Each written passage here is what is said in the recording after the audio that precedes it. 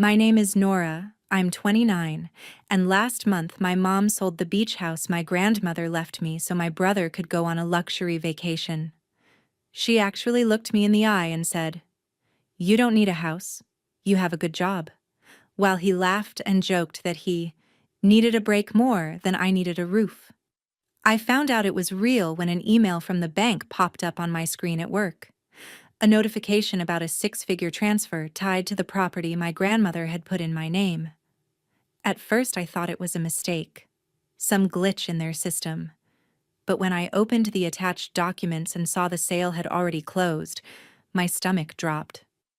My signature wasn't on anything. My grandmother spent years telling me that place would be my safety net, the one thing no one could take from me, and somehow my mom still managed to turn it into a plane ticket and a week at an oceanfront resort for her favorite child. While they were posting cocktails and sunsets online, I replayed every childhood memory in that house, and every time I'd been told to be understanding and let things go for family. This time, I didn't. I called my lawyer. 2 weeks later, one letter went out with 4 simple words that changed everything for them. You have 48 hours. You probably think your own family would never cross this kind of line. Stay with me until the end, and then tell me what you would have done in my place. When the email finished loading and I realized it wasn't a glitch, I grabbed my keys and drove straight to my mom's neighborhood without even closing my laptop. The whole way there, my hands were shaking on the steering wheel. I kept telling myself there had to be an explanation. Some mistake at the title company, maybe a clerical error. Then I turned down her street and saw the bright red sold sign in front of the little ranch house she'd been bragging about flipping for months. For a second I almost laughed, because it felt like the universe was trolling me with all these sold signs while the only thing I ever really cared about had just been sold out from under me. Ethan opened the front door before I could knock, barefoot, holding his phone with a half-finished drink in the other hand. He was scrolling through photos of himself on a beach, shirtless with a stupid grin. Waves behind him that weren't Oregon gray, but some bright blue resort water. "Hey, sis," he said, like we were just catching up. "You see the pictures?" Bali was insane. I needed that reset so bad after this year. I pushed past him into the living room and said, "Did Mom tell you where that money came from?" He paused for a beat, then shrugged. "It's family money, Nora. You don't even live by the coast. You live in your little downtown apartment with your spreadsheets. You've got a solid job, benefits, all that. I've been drowning. I needed a vacation." My jaw clenched. "She sold the house Grandma put in my name," I said. "My name, Ethan. That was the one thing she left me." The door to the garage opened and my mom walked in, still wearing her blazer from a showing, a stack of flyers clutched in one hand and her phone wedged between her shoulder and ear. She froze when she saw me. "I'll call you back," she muttered into the phone, hanging up before giving whoever it was a chance to respond. "Nora, honey, what are you doing here in the middle of the day?" "You sold Grandma Maggie's house," I said. I didn't bother with hello.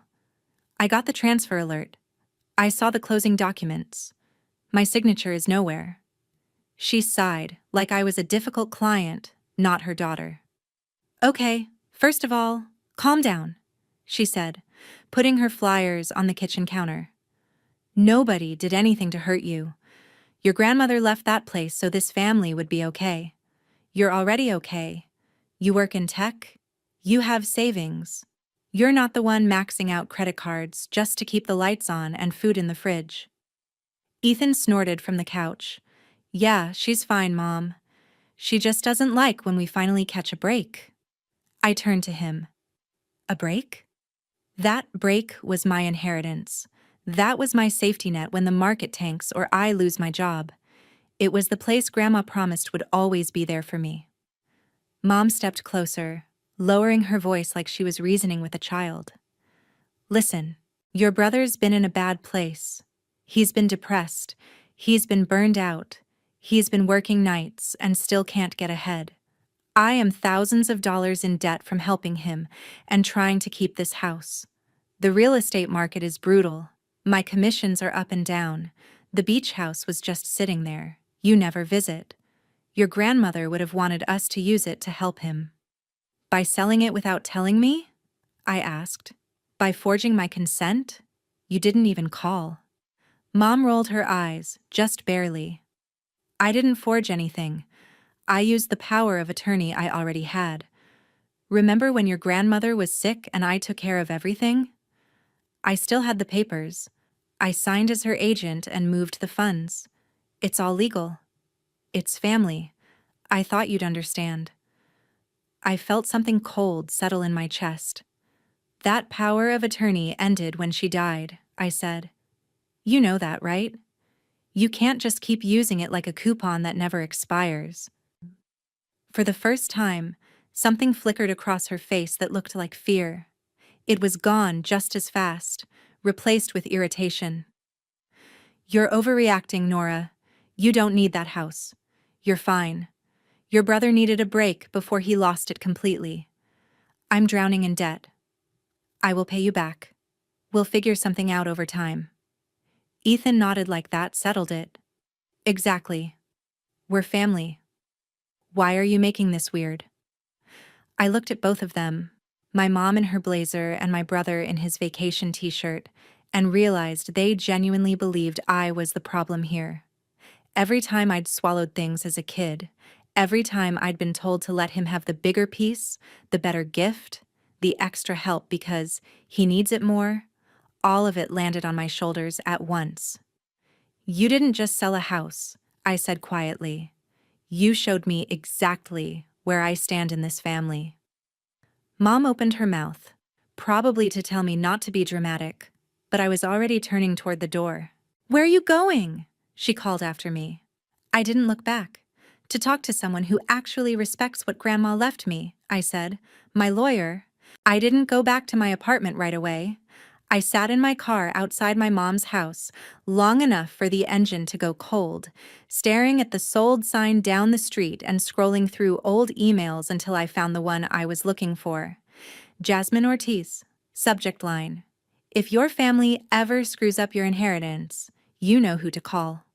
She'd written it as a joke years ago after we reconnected at a networking event, but right then it felt like a dare. Jasmine and I met freshman year in a statistics class, back when I thought I might follow my grandmother into teaching. She'd gone on to law school and ended up specializing in consumer and financial fraud in Portland. I worked with data. She worked with paperwork that could ruin people's lives if they were careless. I hit call before I could talk myself out of it. She picked up on the second ring.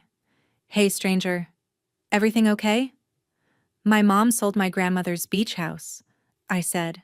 My voice sounded flat, even to me. And she used an old power of attorney, didn't tell me, and used the money to send my brother to Bali and pay her credit cards. I just saw the closing docs. My name is nowhere. There was a pause, the kind where you can feel someone switch from friend mode to professional mode. Do you have the trust documents? She asked. Any will? Any paperwork your grandmother set up before she passed? Yeah, I said. Grandma Maggie kept everything in this blue binder. Tabs, sticky notes, all of it. It's in my apartment. Good, Jasmine said. Grab it and the bank email. Meet me at the taco place on Burnside in an hour. We'll go through everything. An hour later, I was sliding into a booth across from her, the blue binder on the table between us next to a plastic basket of chips and salsa. She'd come straight from court, still in a navy blazer, hair pulled back, eyes sharp in a way I'd always admired. Okay, she said, flipping the binder open. Walk me through what you know. I told her about the email alert, the 6-figure transfer, the sale I never signed. I told her about my mom's explanation, about the power of attorney from when Grandma was sick, about how she swore it was all legal because we're family. Jasmine didn't interrupt much. Her pen moved fast over her legal pad, her eyes scanning the trust documents my grandmother had painstakingly labeled. Here, she said finally, tapping a page. This is the living trust your grandmother set up. See this section? It names you as the sole beneficiary of the beach house and the investment account after her death. That means once she passed, this trust became irrevocable. Your mom doesn't get to just decide to liquidate assets because life is hard. She flipped to another tab and pulled out the power of attorney. And this, she said, was valid while your grandmother was alive and incapacitated. Right here, it says the authority terminates upon her death. Your mom using this to sign off on a sale after your grandmother died is not just shady, it's fraud. She misrepresented her authority to the title company and the buyer. My stomach twisted. So, she didn't just cross a line emotionally, I said quietly. She actually broke the law. Jasmine nodded. She used expired authority to sell an asset that legally belonged to you, then redirected the proceeds for her own benefit and your brother's. That's misappropriation of trust property. It's civil fraud at minimum, maybe more, depending on how deep this goes and what the DA feels like doing. But let's focus on what we can control. She pulled the bank email closer and jotted down the transaction ID. The sale proceeds went into her account? Yeah, I said. The alert showed the escrow company wired the funds into an account with her name. I checked my own accounts just to be sure. Nothing hit mine. Jasmine leaned back, thinking. Okay, here's what we're going to do, she said. We send her a demand letter. It will lay out exactly what she did.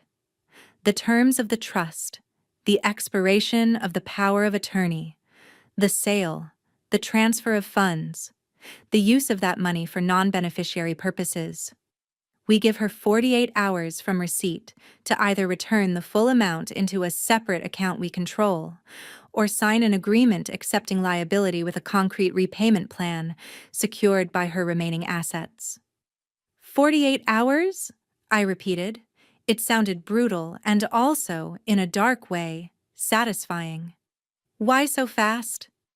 Because she already spent a chunk of it, Jasmine said. Vacation, credit cards, whatever. The longer we wait, the more disappears, the more leverage we lose. 48 hours sends a message.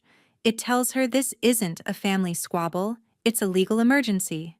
If she ignores it or refuses, we file a civil suit for breach of fiduciary duty, fraud, conversion, whatever sticks best.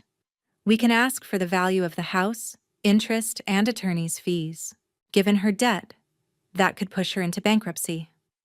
I stared at the neat lines of my grandmother's handwriting in the margins of the trust documents, little notes like, for Nora's future and, must protect this. My throat tightened. If I do this, I said, I'm basically blowing up what's left of my family. Jasmine softened, just a little. Nora, she already lit the match when she sold your house, she said. You're just deciding whether to stand there and let it burn you, or whether you're going to put the fire out. You don't have to make this decision to please anyone. You make it to honor what your grandmother wanted and to protect yourself. I took a breath and felt something inside me click into place, like a lock turning. I'd spent my whole life swallowing unfairness in the name of keeping the peace. The peace was gone. Send the letter, I said.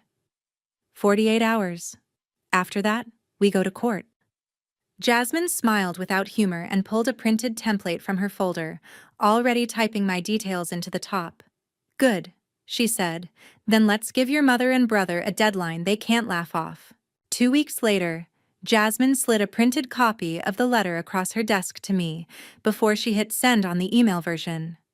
It was 3 pages of calm, precise language that somehow felt sharper than any shout. It laid out everything in black and white. The terms of my grandmother's trust, my status as sole beneficiary of the beach house, the fact that my grandmother's death terminated my mom's authority under the power of attorney, the dates of the sale and transfer, the amounts, even screenshots of my brother's vacation posts to show where some of the money had gone. At the bottom, in bold, was the deadline. Recipient has 48 hours from confirmed receipt of this notice to remit the full amount of the sale proceeds into the designated account or execute a signed repayment agreement secured by current assets. Failure to comply will result in immediate legal action. Once I send this, you can't unring the bell, Jasmine said quietly. I swallowed and nodded. Ring it. She clicked send. Certified mail went out the same afternoon.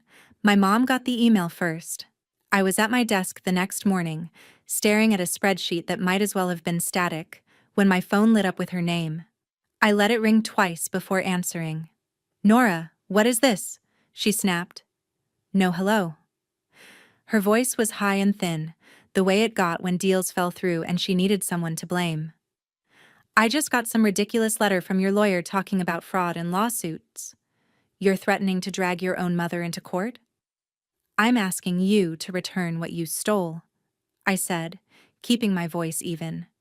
You sold a house that wasn't yours to sell using authority you didn't have. That's not a misunderstanding, Mom. She laughed, but there was no humor in it. Stole? My God, listen to yourself. It's family money.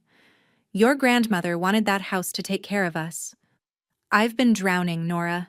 Do you think I enjoy being behind on every bill, getting calls from collectors, watching your brother fall apart because he can't catch a break? So you fixed it by committing fraud, I said. By emptying out the one thing she left me? She ignored that. You're fine, she insisted. You have a salary, you have a 401k, you have health insurance. Your brother has nothing. I've been using credit cards just to keep him afloat. That trip was supposed to clear his head so he could start fresh. And yes, I paid down some cards because I was about to lose my mind. I did what I had to do for this family. And now you and some stranger in a blazer think you'll scare me with threats? She's not a stranger. She's my lawyer, I said. And she's not threatening you. She's outlining consequences. You had 48 hours to start making this right.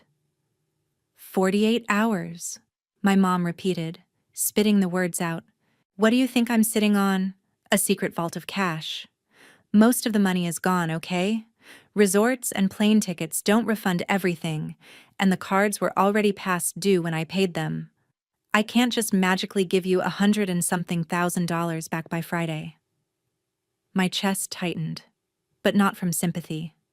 It was like watching someone admit they'd burned your house down but expected a hug because they were cold.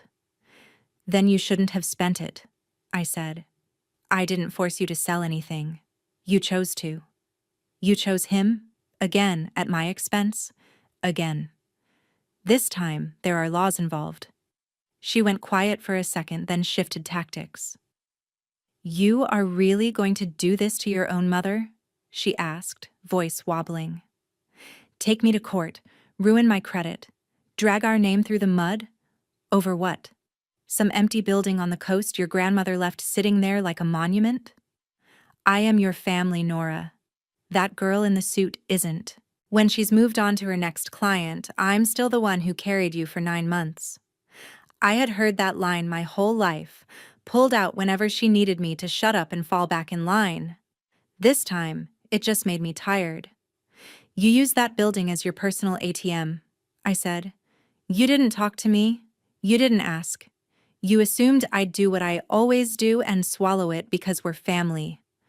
I'm not doing that anymore.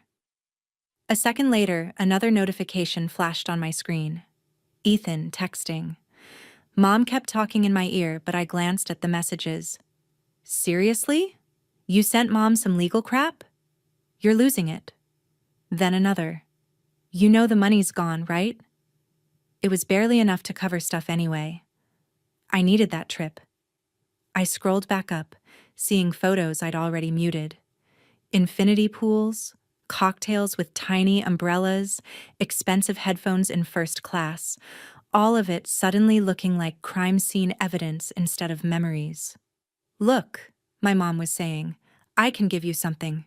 I can start with a few thousand next month, maybe more after I close the Parker listing. We can set up some kind of plan. I'm not saying I won't pay you back. I'm just saying this 60-second countdown doomsday letter thing is insane. Cancel the lawsuit.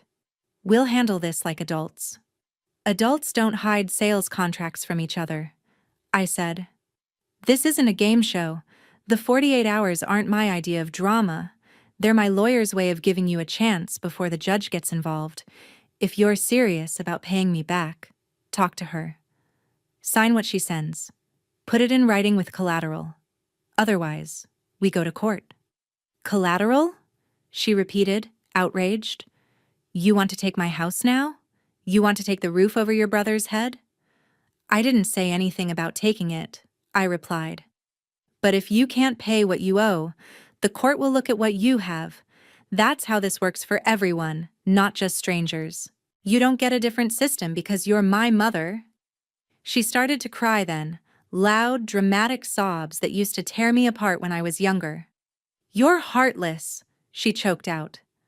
I can't believe I raised someone who would do this to me. After everything I've sacrificed, this is how you repay me. I closed my eyes for a second, feeling the old guilt rise and then fade as quickly as it came. You didn't raise me alone, I said quietly. Grandma did a lot of the heavy lifting.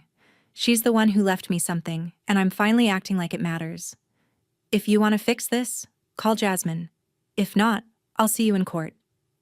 I hung up before she could answer. More texts from Ethan rolled in, alternating between jokes, insults, and half-hearted attempts to guilt me into backing off. I set the phone face down on my desk and looked at the blue binder still sitting there, my grandmother's handwriting peeking out from under the cover. For the first time since this started, I let myself imagine my mom not as a victim of her circumstances, but as an adult who had made choice after choice until she ended up here. She decided my brother's vacation mattered more than my inheritance. Now she was about to find out what it felt like when someone else finally said no. The 48 hours passed without a call from Jasmine saying my mom had done anything, so I called her instead. She picked up with a sigh that told me everything. She had another lawyer look at the letter, Jasmine said. He replied that your mother disputes any wrongdoing and believes the sale was within her authority as your grandmother's agent. No offer, no repayment, nothing. I stared out my apartment window at the drizzle. So she's doubling down, I said. She is, Jasmine replied, which means we're done asking nicely. Next step is filing the lawsuit. Once we do, she'll have deadlines she can't guilt trip or ignore. My stomach turned, but under it was something solid. File it, I said. Fraud, breach of fiduciary duty, all of it. I want the court to see exactly what she did. Okay, Jasmine said. I'll draft the complaint and have it served. But if we're going to war, I want everything. Screenshots, texts, emails, anything that shows what she knew and when. I thought of Ethan's messages, the casual way he'd admitted the money was gone and that he needed the trip. I can get more, I said. From Ethan, too. He knows more than he's saying. Jasmine paused. Then talk to him one more time, she said. In person, if you can. People get very honest when they think they're still winning. That evening, I drove to my mom's house. Ethan's car was in the driveway, music thumping faintly. He opened the door with a frown. Wow, you're brave showing up here, he said. Mom's been wrecked since your little legal grenade. Is she home? I asked. No, showing a townhouse, he said. Why? Good, I said. I came to talk to you. We ended up in the kitchen, him leaning against the counter, me at the table where I used to do homework while Grandma corrected my math. If this is about you suing Mom, I already told you, he said. It's pathetic. You have everything, and you're acting like we robbed you at gunpoint. I ignored that. How long did you really know about the house? I asked. Not just that Mom was thinking about it, but that she was actually selling it using Grandma's old power of attorney. His jaw tightened. What does that matter? It matters, I said. You don't just wake up with first-class tickets. She talked to you. He exhaled. She told me months ago she was trying to unlock the house, he admitted. Said Grandma put everything in your name because you're the responsible one, but that you don't even live there and don't appreciate what it could do for the rest of us. She said she had papers, that she had authority as Grandma's agent, that it wasn't really wrong, just bending things. And that didn't sound bad to you at all? I asked. He shrugged. I asked if you knew. She said you'd just make it complicated, that you always think worst case. She said she'd handle it and talk to you when things calmed down. Then the sale went through, the money hit, and she told me to pack a bag.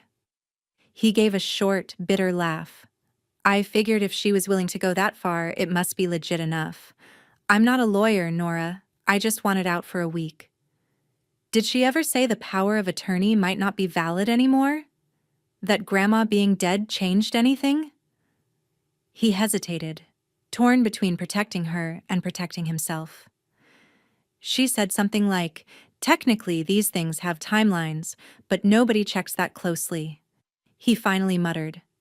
Said the title company just wants signatures and clean numbers, not a lecture on when Grandma died.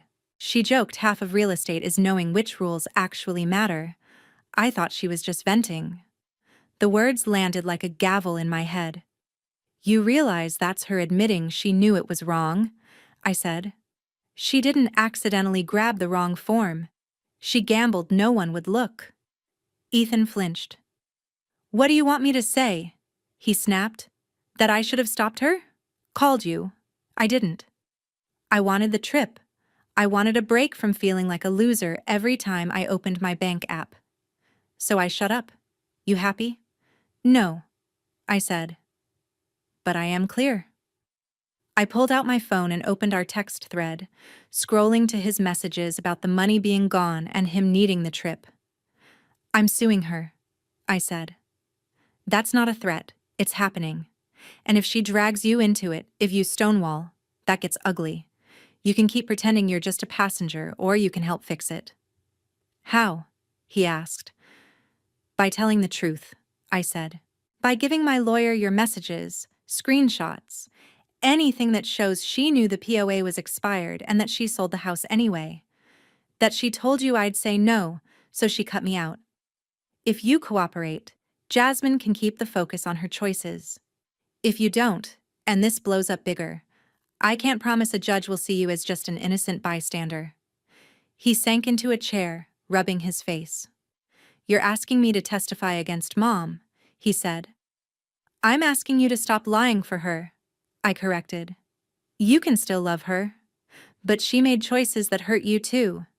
You're the one stuck with her mess when she can't get approved for anything. Do you really think she'll start making better decisions if no one ever holds her accountable? He sat there for a long beat, then looked up. If I send you the screenshots, he said slowly, and tell your lawyer what I told you, can she keep me out of the worst of it? She can make it clear you're cooperating, I said, that you didn't sign anything and didn't profit long term. But I'm not going to lie for you. I'm done being the only one who takes the hit. Ethan swallowed and nodded. Fine, he said. I'll send them.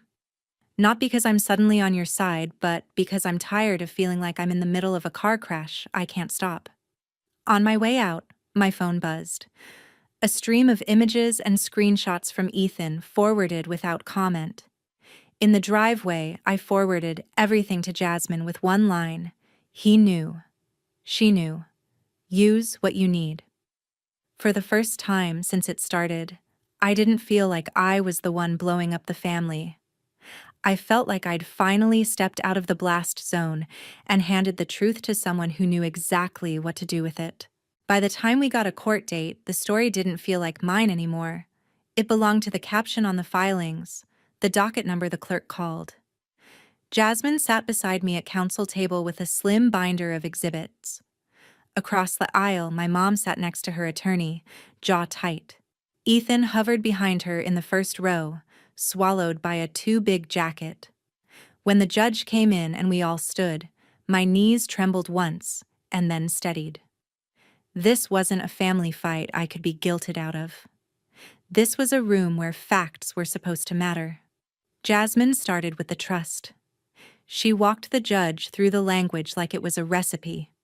As the court can see, she said, tapping a highlighted paragraph, upon Ms. Rowan's death, the seaside property and the associated investment account became irrevocably held for the benefit of her granddaughter, my client, Nora Lane.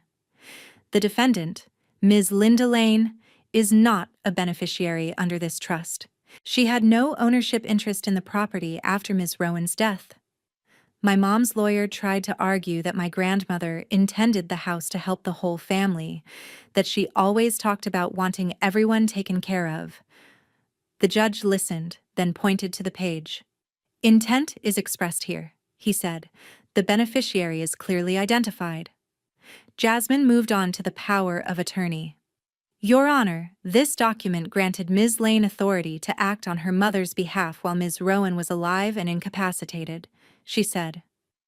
Here, in the termination clause, it explicitly states that this authority ends upon the principal's death.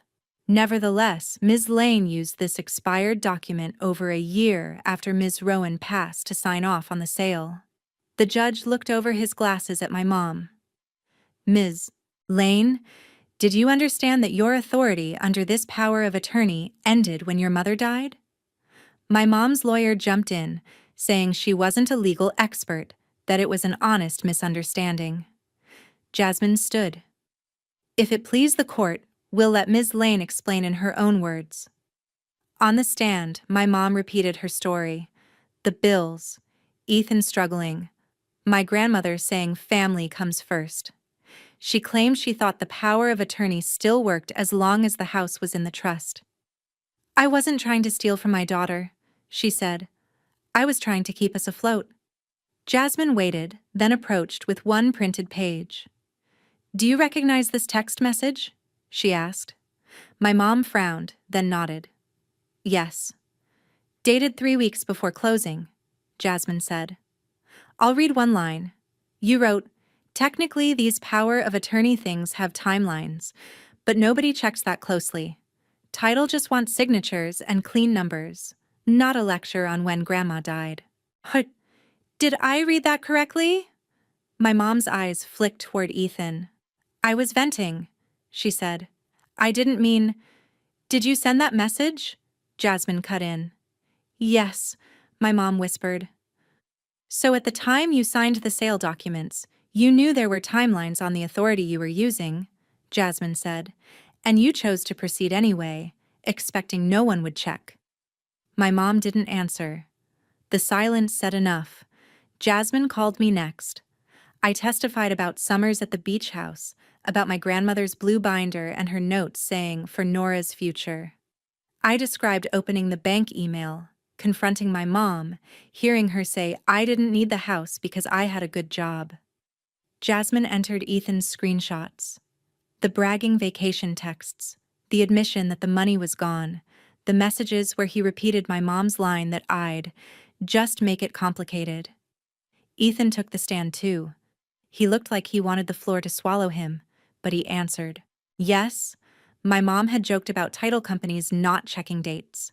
Yes, she said I'd say no if she asked. Yes, she knew the house was supposed to be mine. When my mom's lawyer tried to paint him as clueless, Ethan surprised me. I might not know the law, he said, but I knew if it was really no big deal, Mom would have told Nora up front. She didn't. After closing arguments, the judge stepped out, then came back with a decision that sounded like a verdict on years of history. He found my mom had breached her fiduciary duty, misused expired authority, and converted trust property for personal use. He quoted my grandmother's trust out loud, emphasizing that the plan had always been clear. Accordingly, this court orders that Ms. Linda Lane is liable to Ms. Nora Lane in the amount of the full fair market value of the seaside property at the time of sale, plus interest from the date of closing, plus reasonable attorney's fees and costs, he said. The number he read made my mom's hand fly to her mouth. Then he added that her using the proceeds for her debts and her son's vacation did not turn this into a harmless family misunderstanding. It remained misappropriation of my assets. My mom's lawyer asked about payment plans and hardship, about protecting her primary residence. The judge explained, patient but firm, that if she couldn't pay, enforcement and possibly bankruptcy would follow. Her house, her accounts, her commissions, all of it could be reached like anyone else's. In the hallway afterward, she rounded on me, eyes red and wild. "Are you happy?" she hissed. "You just ruined your own mother. I will lose my house. I will lose everything. And it'll be because my daughter decided money mattered more than family." I met her gaze and didn't look away. "You didn't lose everything because I went to court," I said. "You lost it when you sold something that wasn't yours and assumed I'd let it slide. I didn't make you max out credit cards. I didn't make you send Ethan on a 5-star trip. Those were your choices." Ethan stood a few steps away, looking between us like he finally understood there was no safe middle. "Nora, what happens now?" he asked quietly. "Now I enforce the judgment," I said.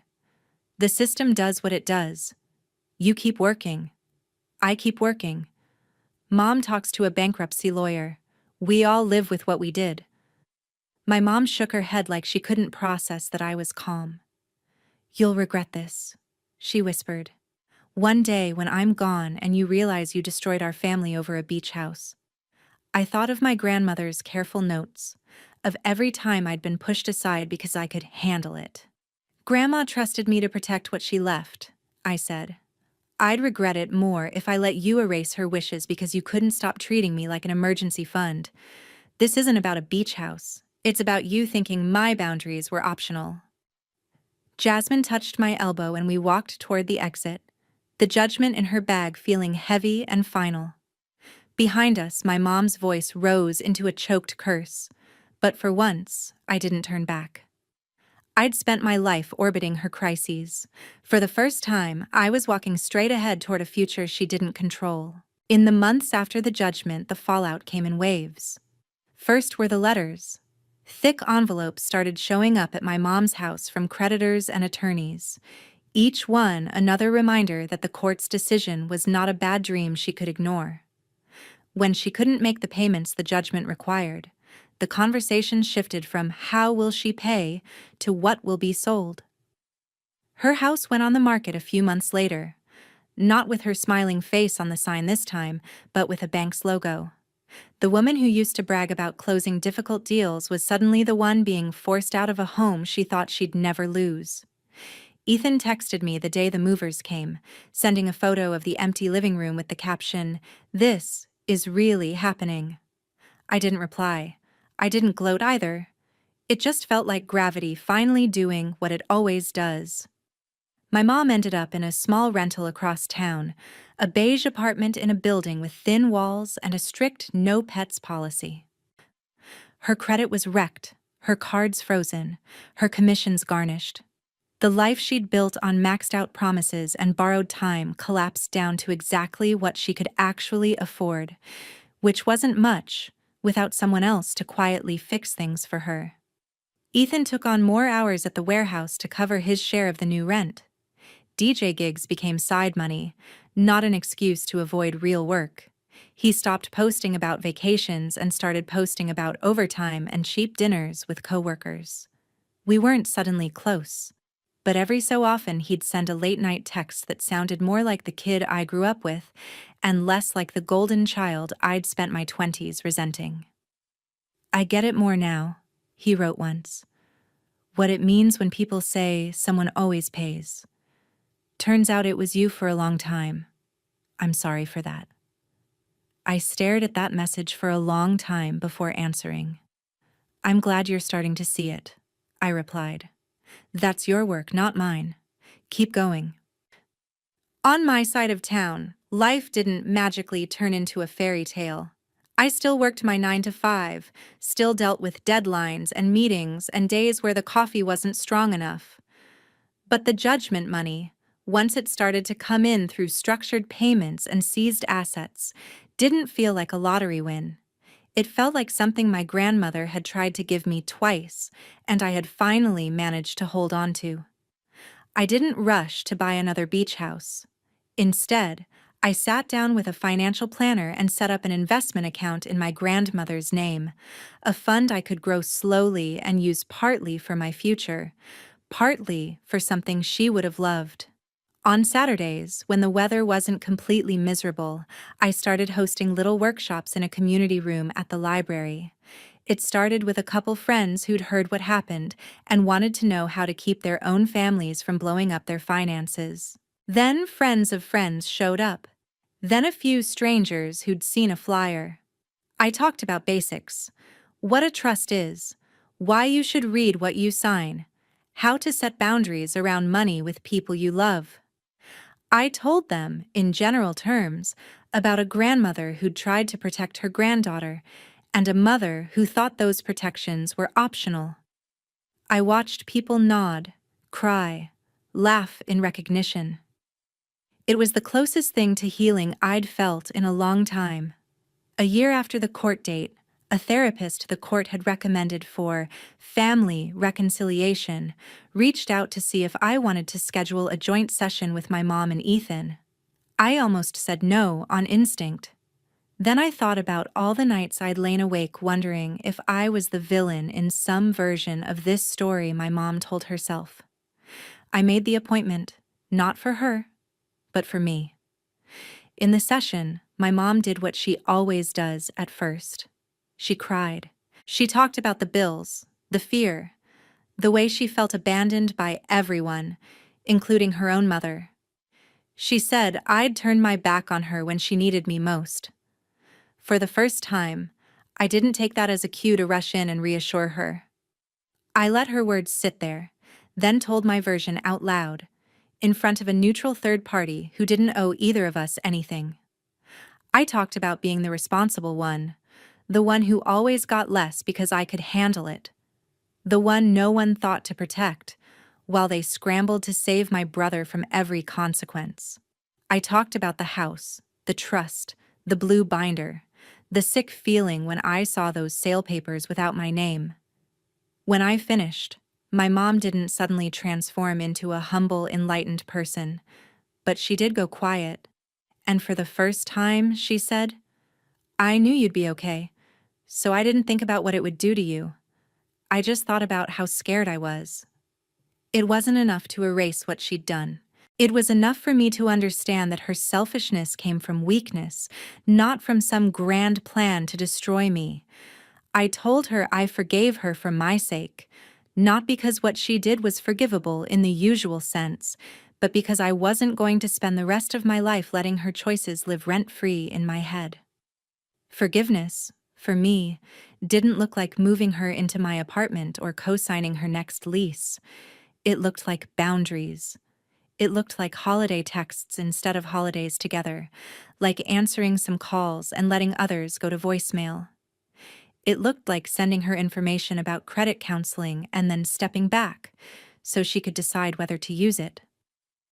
I stopped trying to fix her. I started choosing myself on purpose. If there's anything I took from all of this, besides a stack of legal documents and a permanently complicated relationship with the word family, it's this: love and accountability are not opposites. You can care about someone and still refuse to let them steal from you, lie to you, or rewrite your future to clean up their past. You can honor the people who tried to protect you by finally protecting yourself.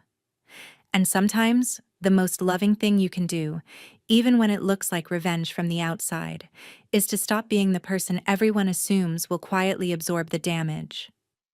Maybe you've never had your mother sell your house to fund your brother's vacation, but if you've ever felt like the responsible one who keeps paying the bill for everyone else's mistakes, you know a piece of this story.